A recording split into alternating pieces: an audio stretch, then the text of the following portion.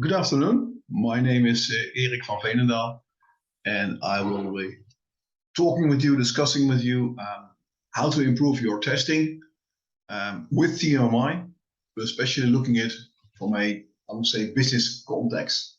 So how to achieve business value using TMMi. Who am I? My name is Erik van Veenendaal. That's a website. You can see, I think, and find most information. Been working in IT and testing since a very, very long time.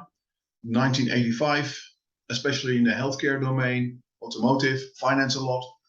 I worked a lot in TMMi context, especially levels 2 and level 3, agile, traditional, and as you can see below on this slide, I'm also the CEO currently of the TMMi Foundation.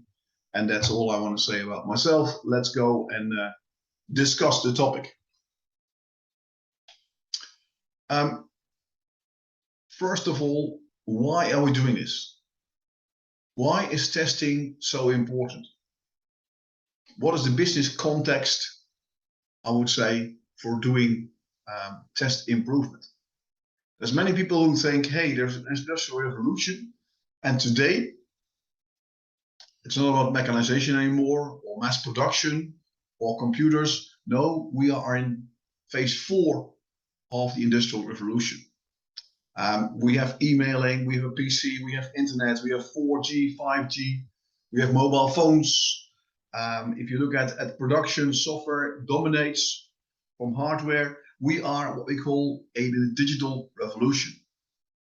Internet of Things, networking.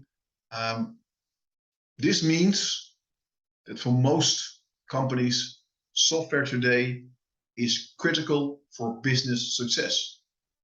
And that means that there are requirements for, let's say, things like requirements engineering, that we want software development to be top class. But also what is needed is good levels of software quality. When you consider software quality being important, of course, the first things that comes to mind is we want top class testing. This is, if you want, the reason for doing TMMi, for doing test process improvement, for investing and being leading edge in a business. However, if you look at this, at the same time, we see many testing challenges. We are testing systems that are getting bigger and bigger, that are more and more complex. We have new technologies all the time. Today, we're not testing a simple system anymore. No, every system is related to other systems. You might say systems of systems, again, more complex. If you're using a mobile or whatever, it's not just developing it and it runs on one device. No, a variety of devices, different OSs, different browsers. There are security issues. Sometimes we outsource software and it comes back to us. These are all, and I'm sure you will recognize those, or at least some of those, these are all major testing challenges. And it's not like, oh, we have all these challenges, but you got all the time in the world. No, time to market is also critical.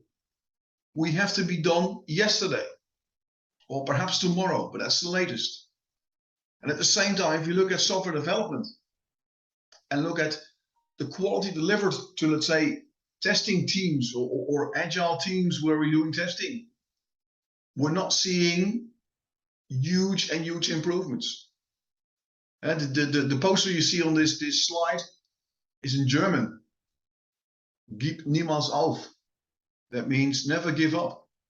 And to be precise, the frog here is the tester or test team. So on one hand, what we're seeing is that testing and IT are more and more important. They are vital for business success, but we're still seeing at the same time many software testing challenges. It's not an easy job. And I always say, if you don't believe me, go to the internet and look at what's happening. This comes from a Dutch slide, I'm sorry, Dutch, called nu.nl. But software fout means software defect.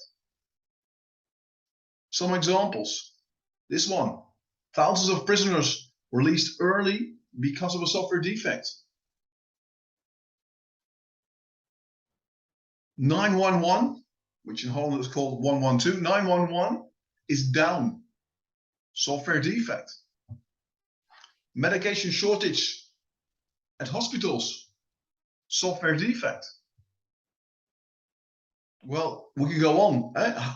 Americans taken away from their homes, software defect from a bank. And I even get more nervous when they say like, hey, nuclear power plant, software defect. So what we're seeing is that we are in a world where software is very, very important. We are in a world where it's critical. At the same time, we are still seeing that we are in a world where we have many, many software defects. It's not like we've solved the software crisis.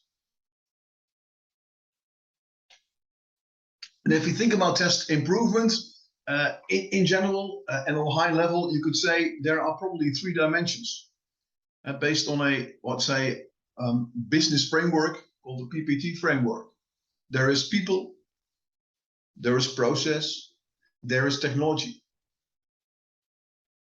Of course, when you think about people, some people think, oh, this is ISTQB. Training people, get certification. But of course, it's much more than just ISTQB. You need workshops, practical skills, and today a tester is a T-shirt person. So he needs to have, I would say, development knowledge, scripting knowledge, domain knowledge. But only working on the people axis will get good people, but you also need other things. The technology side, of course, is for some very, very important.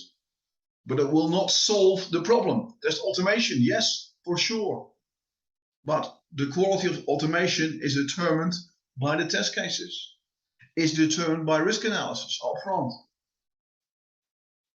So we have people, we have automation, PPT framework, people, technology. But we also need, as a 3rd dimension, the process. And of course, the difference is always how much process is needed. This is your, if you want, your corporate memory. It's about training new engineers, and also only something which is documented can be improved. So talking about test improvement, and we'll focus on this part, this presentation, this keynote. But there are, as you said already, there are 3 dimensions. Consider people, consider automation, and process. The 3 together make the job done, get the job done. And the balance between these 3, I would say, is determined by the context where you're working. In a more lean environment, of course, the process needs to be lean. In a more, let's say, traditional environment or military environment or healthcare environment, maybe we need some more proof and more process. So the question always is, how much process is enough? Difficult question. Let's move and look at the process side of things. We will be discussing in this keynote the TMMi model. And a little bit of background about the TMMi model. It is developed by the TMMi Foundation, a non-profit organization based in the UK, which was founded almost 20 years ago already, 2005, with 2 main objectives. On one hand, to develop the TMMi standard, the TMMi model, a model for test improvement. At the same time, develop a framework for TMMi assessments, whereby if someone in China assesses an organization against the TMMi, or in Turkey, or in the US, we all follow the same guidelines. And following the same guidelines for assessments means certification becomes possible. So with TMMi, it's also possible to become certified as a company. Maybe for some, that's not necessary. They just want the improvements. That's also fine. The model itself was published in 2010, as you can see. And of course, the model was not developed from scratch. There are ISTQB syllabi around. There are standards from IEEE and from ISO. There is a improvement model for software development, TMMi. There are best practice libraries. All of these together were, I would say, a major source or input to developing the TMMi model. And today the model is available in many languages, including Chinese, as you can see, English, French, Spanish, Portuguese, and I think a few others. The model itself is an independent model, meaning it's independent of any method that you are developing, you're using as testing. It's independent of a lifecycle. It can be used with Agile, it can be used with DevOps, it can be used with traditional model-based environments. Even today there are guidelines available how to use TMMi in Agile context. I will show you later on where you can find those. And today, this is the world's leading model for test process improvement. It's most widely used. It's most commonly used. There was a large study by IEEE and published also in IEEE software that showed that the clear winner today is TMMi. So if you're considering, I need to do something about test improvement. But again, going back to the first slide, it's not about I need to do something about test improvement. No, it's about my business where I'm doing things, where software is critical, dictates that I want quality, dictates that I want more successful, dictates that I need to do something on test improvement. And yes, based on that, there's people, there's automation, and there is process. And process is one of the three. Before we move to the TMMi model, very briefly, what's an improvement model? What is TMMi? And to me, there are, on one hand, I call them content-based models. There are books around, there are ISAB courses, there is an ISO standard 29119 today. There are basically, there's a lot of stuff around on testing. But where do you start? Let's suppose you go to an ISAB course, Advanced Test Manager, 5 days, I think, today. You probably come back with, I don't know, 20, maybe even more ideas. And the question is, which of these 20 ideas fits best with the maturity of your organization? And this is where test improvement models come in. That they show you on a ladder of test maturity, where am I today? And what is the most likely next step for me to take? Because some of the ideas you have in your list of 20 or 30 is probably a great idea, but you're not ready for it yet. It's the next step. So the test improvement model gives you if you want, a guideline, which steps to take, where am I, and what's the next step to take in becoming more mature. If we look at the model, the TMMi model, this is the TMMi model, the picture. What you can see is 5 levels of testing maturity. And without going into details, basically what it does is, initially, in the lower level models, it helps you to get better at finding defects. Better, you might say, at defect detection. On higher levels, detection may not be the core focus. The core focus becomes, am I better at prevention? So we move from detection to prevention. 5 levels, I've said already. Interesting enough, or sad enough, I don't know, most organizations today are still TMMi level 1, the initial level. That also means if you are applying this model and you get to level 2, which is called managed, you are in the majority of being a good, solid testing organization. 5 levels, and each level has, as you can see, a number of attention points, number of, I call them, process areas. And if you're level 1, it doesn't make much sense to start looking at what's level 4 about. please make the step first to go to level 2. These things make much more sense in your context. And once you got to level 2, level 3 may be the next step. Again, these things then make most sense in your context. So what it does, it helps you to set priorities and very clear focus on your test improvement process. What's also important is that in the TMMi, there are goals, there are practices, but only the goals are mandatory. So the practices, you might say, are like an inspiration for you. It should not be used as a tick-off list. The goals are important, and in your business context, discuss these goals, understand these goals, and start thinking, what is essential? What should I use? What should I do to achieve these goals? And the TMMi is also rich in all kinds of like practices, examples, suggestions, but see this as suggestions and examples. Don't see this as mandatory requirements. That's how it should be used. We'll come back to it later on. So the TMMi process areas. As you can see, on average, of course, this depends very much on where you are today. It takes a company about 9 months from level 1 to level 2.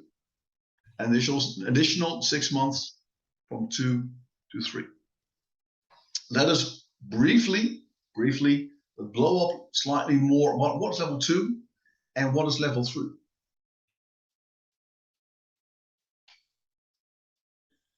Level 2 we call managed. And for me, personally, I always say level 2 is very much a project-oriented level. Level 2 is about doing the things that are essential in every project or product stream if you want, because without these, you cannot survive. It's basically, there's no luxury here. What is this about? It's about test planning. And test planning is not about writing a big, ISO conformant or IEEE conformant test plan. No, test planning is about upfront thinking, knowing where to focus, knowing how many resources you need. And once you've got a plan, it's about monitoring and control. This could be through reporting, but it could also be done through daily stand-up meetings. And control means if we deviate from plan, what does that mean? We need to take additional actions. There is test design execution, writing the right test cases, doing some test designing, using test design techniques, using exploratory testing. And of course, you want to do this in an environment that is as much as possible real life. It looks like our traditional environment, our real environment. So these are all, I would call them project-oriented process areas. There's one thing to start, and it's called test policy and strategy. And without going into too much detail, this is again where the business context comes back. So why are we doing this? The first thing to do is go and talk to management, involve management, and say, okay, maybe we need something to do with TMMi. Maybe we need something to do with test improvement. But what's our policy? What is our view on testers? Is it the role? Is it the career path? Which aspects, which non-functional aspects are essential for us for business success? How important is security, performance, usability? Are there any standards we need to adhere to? Do we have any problems today which will allow us to, or actually drive the investment for test improvement? So in its essence, it starts by defining why are we doing this? What is the business context that drives all these aspects hereafter? As an example, for instance, sometimes it's not about product quality, but sometimes about, yes, testing is doing a good job, but we're always the last in the market. So lead time reduction should be the focus on anything we do in test improvement. And then of course, test automation is something that comes to my head. But also risk-based testing, focusing on things that are most important. So level 2 is called managed, where we start thinking about how does TMMi, how does test improvement fit in the business context? And The other things are doing the things which are essential in any project or any product stream. There is no luxury here. Level 3 is more, I would say, an organizational level. We start, on one hand, getting involved earlier. And of course, if you do it well and agile, that's always there for free. But it's also about sustaining, institutionalizing the improvements for level 2 into the organization. So we talk about test organization, and don't think TMMi requires independent test organization. There are different, if you want, models. This could be a test guild, a test competence center. But you start thinking about how we're going to organize testing in the Are there test career paths, for instance? Do we have test functions defined? How do we make sure that ideas from a retrospective are actually taken into account organization-wide? Is there a test training program for testers? And again, a tester is a T-shaped tester. So not only testing, but also business knowledge, development knowledge. And by the way, a test training program today in agile context should not focus on testers only, but also developers should know testing. Business analysts should know testing. There is, if you want, a common way of working, a common defined life cycle, integrated in software development, with templates, with best practices. And yes, there are also things that we enhance on technical matter, engineering matter. Because level 2, we master functionality. And now we start thinking about, oh, which non-functionals are important? Let's get the skills and knowledge for these. So non-functional testing becomes important. Peer reviews become important. Early involvement becomes important. So it builds, as you can see already, on level 2. I'm not going to spend more time on 4 and 5, but 2 and 3 give you a flavor of what's actually involved in that.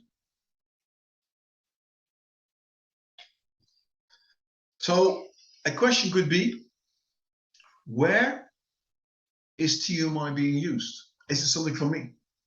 The TMMi Foundation, together with several university partners, the University of Dublin, University of Austria, performed a worldwide user survey. The report, by the way, is available on the TMMi website, but it shows you who's using TMMi. Well, which levels? We can clearly see that TMMi is widely used, or most commonly used, on, let's say, the system level. So system testing, system integration testing, and UAT testing. At the same time, quite a few users are using it, let's say, for development testing. So component testing, 39%. Component integration testing, 50%. And for test types, hopefully you understand the distinction, RCQB based. Functional testing, regression testing, performance testing are things which are often done with TMMi by the users. But also things people like usability, reliability, and security. And which domains is it being used? There are, I would say, 3 domains where TMMi is highly popular. It's highly popular in the financial domain. Banking, insurance, trust companies, and the like.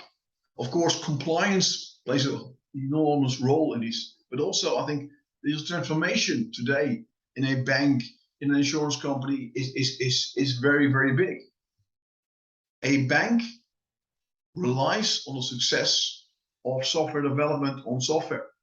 This is critical for success. This is critical for surviving. So again, this is driven by business.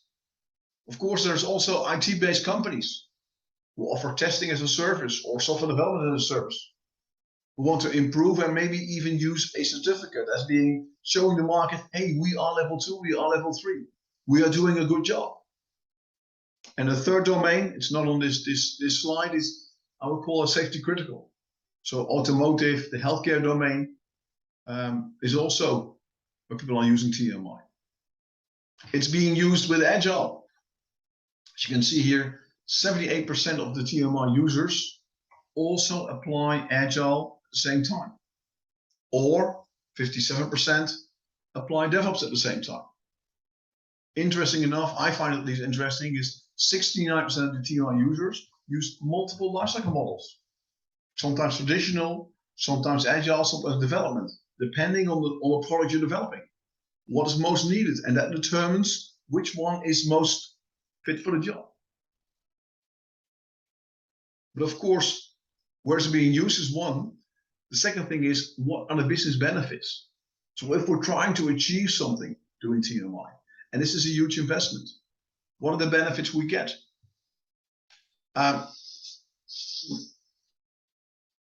In terms of benefits, you can see here the results from the survey. And the survey, by the way, was done by all assessed companies since the inception of TMMi. So we went back to some people who did it 10 years ago, some 5 years ago, some 3 years ago, and asking them, what did you achieve doing TMMi? 88%,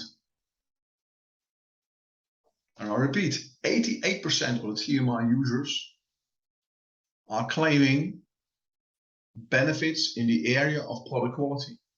And of course, product quality means things like reduced product risks, less defects in the field or during testing. But 88%, that's huge.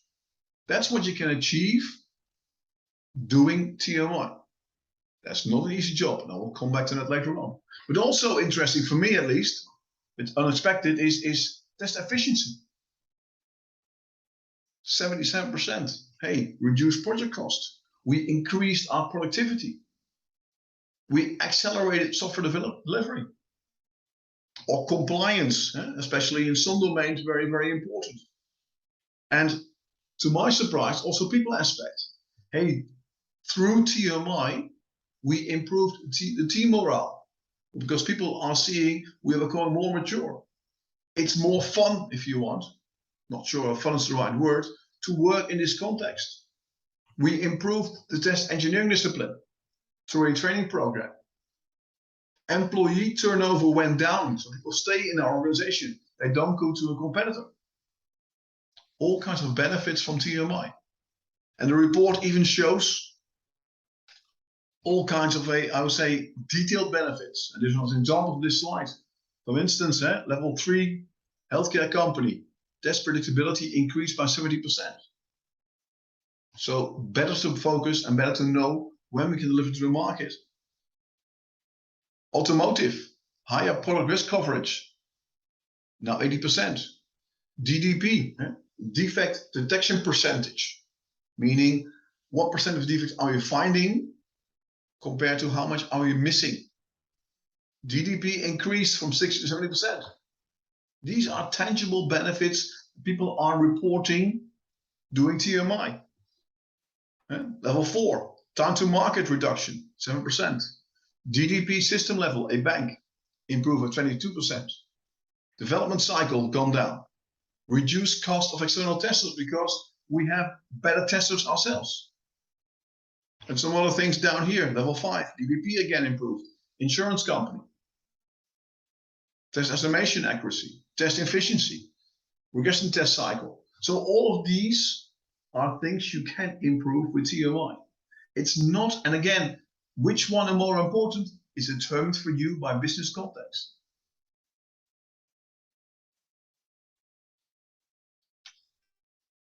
We are also seeing today I would say, very nice, interesting trend. Is TMMi getting more popular or not? This is the number of certified companies, and we're seeing, I would almost say, despite COVID, despite what's happening, a huge, I call it at least a huge growth rate last year. 39% growth rate in numbers of certified companies in 2021. And even this year, where we have the numbers already for Q1 and Q2, we're seeing another growth, 56% growth rate compared to last year. So you might say that TMMi in many contexts is booming. People are finding it, and more organizations are becoming certified, or at least using it. I don't care about certification. Certification maybe for some, but using it and trying to find the benefits from the previous slide or slides, that's what this is about. Is it easy? No, it's not. If it was easy, we would all be level 2 or 3 or even 4 or 5. It's easy to send people to a TMI, or sorry, ICB course. Here's money for the 3-day course, and that's easy. This requires management involvement, management commitment, long-term commitment, and 9 months, 6 months we saw already. This requires effort. This requires motivation. However, at the same time, there are benefits to be achieved in the end. You can see here from the survey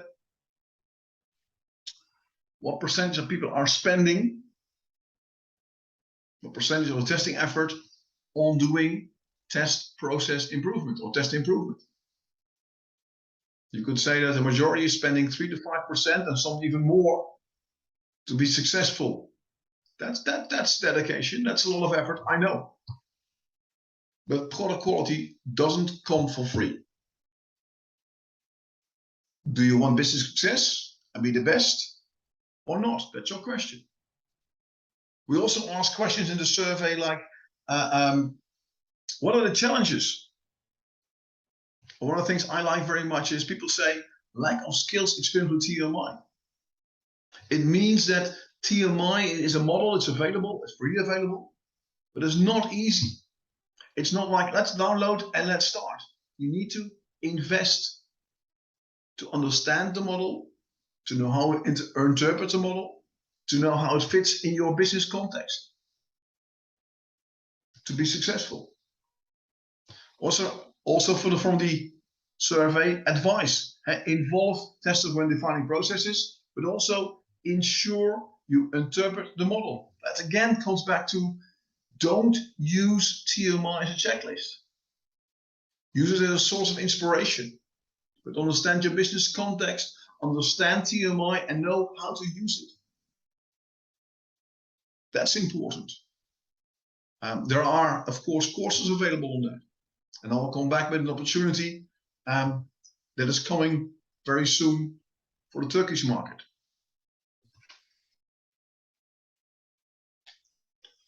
To conclude, or to start closing this keynote, I'm using a slide from a course I delivered recently. And these are things people said to me at the end of the course, why they like TMMi. So it's also a nice summary if you want. People liked TMMi in the course because, first of all, it's objective driven. And for me, you could change objective by business driven. Have your policy, understand your context, and do the things that matters most. Interpret the model in such a way that you can actually have business benefits. People also like the fact that it's ICQB related. The terminology is the same as ICQB. And ICQB has, I think, 1 million testers today around the globe. Same terminology. It's reusing many of the, I would say, aspects in syllabi, but it's putting it into context. It is putting it into a growth model, maturity growth model. It's well founded. It's not a, I would say, quick and dirty, well, quick consultancy model. We work together with universities. Many sources were used. There's research being done. Clear priorities. If you are level 1, there are only 5 things at level 2. Focus on these 5 things and forget about everything else for now. Self-assessments. People learn it's not needed initially to have a full-blown external assessment, which is very expensive. If you start understanding the model, there are ways to do a guided, perhaps, self-assessment. and understand which parts need improvement. So you can start right away if you want. It's freely available. There are no costs involved. There is a TMMi website and anything being developed. All IP you can just download and start using and start looking at. Although we also saw in the previous slides, some, I would say, TMMi knowledge in addition is required. It can also be used with Agile, with DevOps, and even specific guidelines exist how to interpret TMMi in an Agile context. An open community, you can become a member, it's for free, and there is ongoing development. TMMi is still being developed. As we're speaking, I think very soon a new version of the TMMi model will release, version 1.3. And there are plans for a full new TMMi version 2.0 in a few years from today. So things are happening and things are, I would say, available. My more or less last slide before a number of, I would say, closing slides is that TMMi is based in the UK, TMMi Foundation. But today there are 27 local organizations, we call them so-called local chapters, that actually organize things locally, because you cannot conquer the world from the UK. We need local representation that actually raise local awareness, do local marketing. These local representation ensure training and assessment services are available locally. If you have any questions, you don't have to come to the TMMi Foundation centrally, but you can ask your local representation. And for some countries where English is not widely spoken or not the good language, translations are put in place. There are, as I said already, local chapters, and also the Turkish Testing Board is one of these local chapters, one of the 27 local chapters. So if you have any questions regarding this presentation, regarding TMMi, where to go, or what was being used, go to your, I would say, local chapter, in this case, the Turkish Testing Board. And interesting enough, and happy to say so, the Turkish Testing Board is organizing in November a 3-day online course called TMMi Professional. So if you are keen and say, hey, this may be something for me, there's an opportunity being organized by the Turkish Testing Board. Get involved, talk with them, have a look. More information, as I said already, TMMi website, anything available on the website is for free. So you can download things. There are books available in English, as you can see. Some are ebooks. So again, freely downloadable. And there's a book also in Dutch for those interested. Chinese, maybe a bit challenging. There is even a book recently being published in Spain, but it does show, I think, all these languages, how TMMi is growing and the market is demanding more and more of these things. My personal website, I've got a TMMi page with all the, I think, relevant documents for downloads if you're interested in that. My Twitter account, I typically, in anything new, I tend to focus. There's also an email address. I'm not hoping you'll all start sending me emails, but if based on this presentation you have a certain question, you want more information, and local chapter for some reason is not able to help you, feel free to use it. That's why it's on this slide. Thank you very much. Thank you for listening. Consider, again, the business context. Consider why you're doing it. Don't do TMMi for the sake of TMMi or do TPI for the sake of TPI. Think why you need this, what is going on in your business, how critical is software development, are there issues? Consider people, test automation, but possibly also the test process. TMMi may be one thing for you. Thank you very much.